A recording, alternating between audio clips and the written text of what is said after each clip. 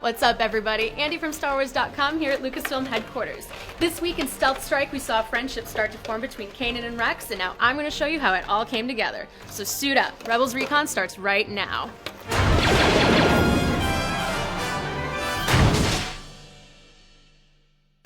Pulled out of hyperspace by the Empire, Kanan and Rex must work together to rescue Ezra and Commander Sato. Once we board this thing, Chopper will plug in, find out where they have our people, then we get them out of there. Disguised as stormtroopers on board the ship, the two stumble upon Ezra, but not before learning that their disguises were too good. I can't believe you shot us! I mean, you were dressed like stormtroopers! While Ezra and Chopper sabotage the gravity well, Rex is captured during Sato's rescue, forcing Kanan to save his newfound friend. Wow.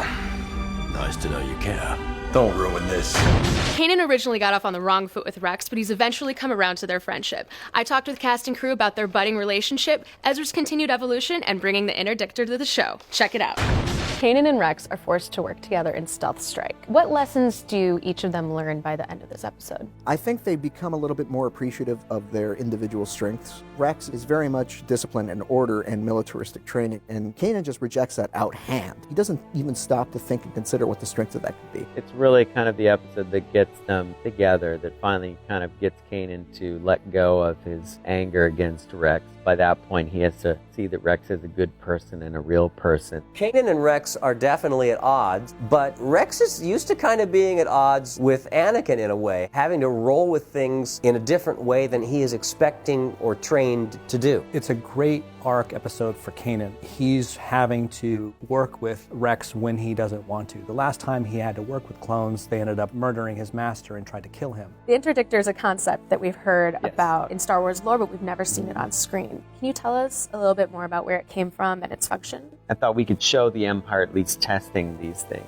The idea of there being this starship that could pull other ships out of hyperspace. It comes out of the old Star Wars role-playing game from West End Games. It was one of a slew of ships that was introduced in the Imperial source book. In Return of the Jedi, Admiral Piet says to a fellow bridge officer, "We only need to keep them from escaping." Many authors and fans ask, well, how do you do that? How do you keep a ship from jumping into hyperspace? So West End figured out that a gravity well blocks hyperspace transit. So a very powerful ship would essentially be something that could create a gravity well. We like to talk about how the Empire is continuing to build its arsenal. We obviously lead up to the Death Star, but during this time before the Death Star, the Empire will use any means it can to oppress the galaxy. Ezra takes down stormtroopers with ease. How has he grown as a Jedi up till this point? You definitely get to see that he's much more confident in using those abilities. I don't think stormtroopers ever truly intimidated Ezra, but he's able to use these other skills that he hasn't brought to the fore in terms of his dealing with these soldiers. We're seeing this kind of hybrid Jedi evolution because not only getting more training from Kanan, but he's also learning soldier and strategy tactics from Rex. Ezra's on that path of using aggression and being powerful, not really being more passive with the Force.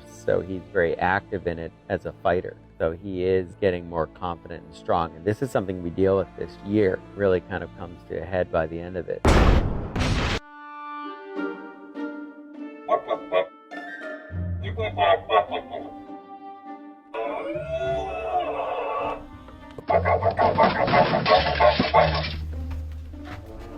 What the? Chopper, you ate all our food? What happened to your self-control programming? I didn't even know droids could eat food. Every week, the Lucasfilm Story Group's coffee enthusiast, Pablo Hidalgo, roams the halls looking for someone to talk to about Star Wars. And lucky for you, I tracked him down again to ask him one of your questions from Twitter. Check it out. Hey, Pablo, got a second? Yeah, what's up? All right. Albin Leloup asks, Sabine was 16 at the start of Rebels, but one enters the Academy at 15. When was she a bounty hunter then? Well, I mean, Sabine's proven herself to be quite exceptional, and we have every reason to believe that she was a prodigy as a child, so they could have fast-tracked her entrance into the Mandalore Academy at a very young age, maybe as young as 13, definitely by 14, so there's enough time in there to accommodate her background, but we're going to find out a lot more about that background in future episodes. Exciting. Thanks, Pablo. Got questions about Stealth Strike or anything you want to know about Star Wars Rebels? Tweet it to @StarWars using the hashtag RebelsRecon and we'll answer what we can online. But before I go, check out this exclusive clip from our next episode, The Future of the Force. No!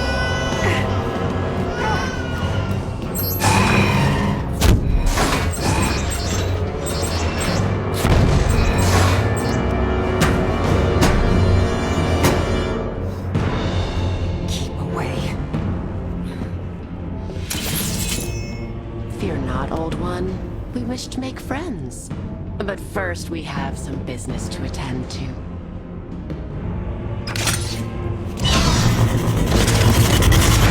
Well, that does it for this week's Rebels Recon. We'll be back next week with another brand new episode. Until then, check out our episode guide for Stealth Strike only on StarWars.com. And I'm gonna go get out of this.